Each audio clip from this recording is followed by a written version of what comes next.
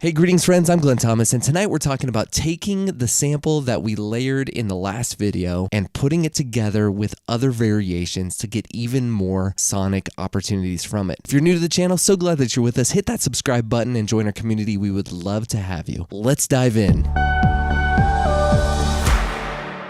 All right, so inside Ableton now, what have we got going on here? So what I've done is, this is the kick drum sample that we made in the last video in episode 1. And if you haven't seen that video, click up in the cards. I've got a link for it up there. So this is, again, the sample that we've got.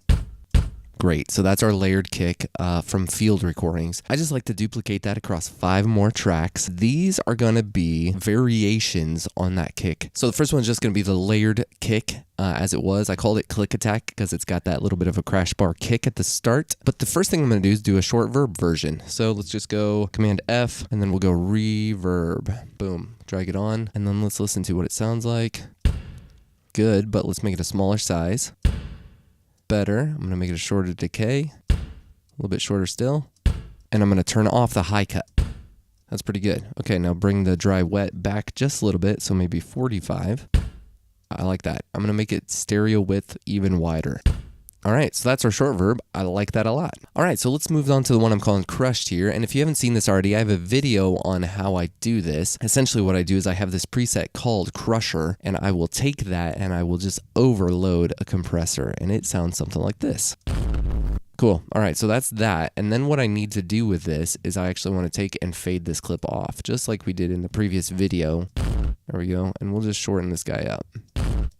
Even a little bit shorter still. I just want this to hit. I like that. That's the compressor crusher. Now, moving on to the next one, the squash here, we're just going to load in the glue compressor here.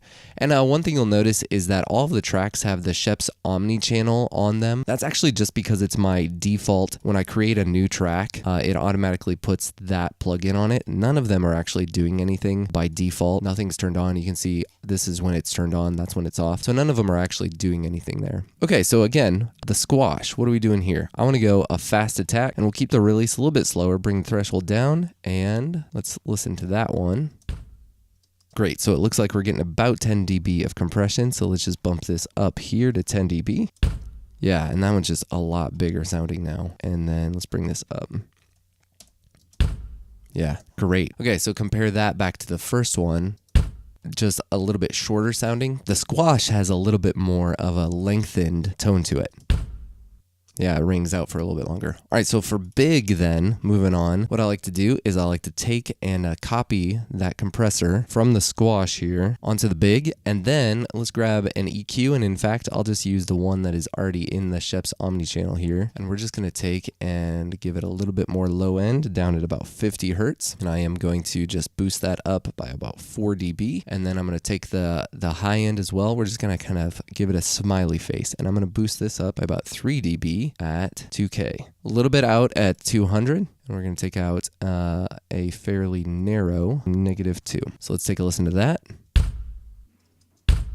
Yeah, that's pretty good. Now with that, I actually might add even just a touch more of this low end there. I did 6 dB instead.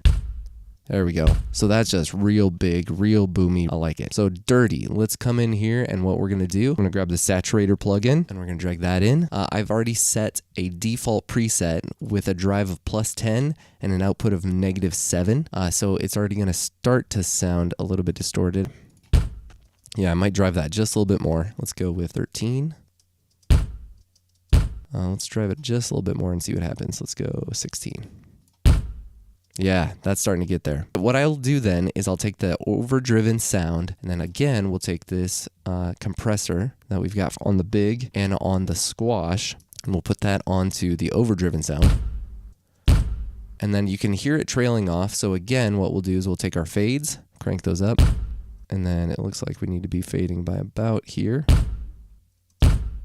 Okay, and with that, we now have some extra variations on the first sample that we layered and made. All right, so now that we've got all of these samples created, all the different versions, so the next thing I like to do is actually just come in and rename all these clips. So let me do that real quick. All right, so now that we've got all of these renamed, I'll come in and I'll select all the tracks. I'll hit Command-Shift-R for export. Only selected tracks will be exported, rendered. I will normalize and I will not convert to mono, and I'll leave the settings at wave 24-bit. This will give you a great sample that you can then re-import later. So I'll go ahead and I'll export these out to a folder, and it'll give me something to work with in the future. I've got 6 different variations on this same kick that we sampled and layered with field recordings. It's so great. So hopefully this was helpful. If it was, hit that like button, and if you haven't already, I'd love for you to subscribe.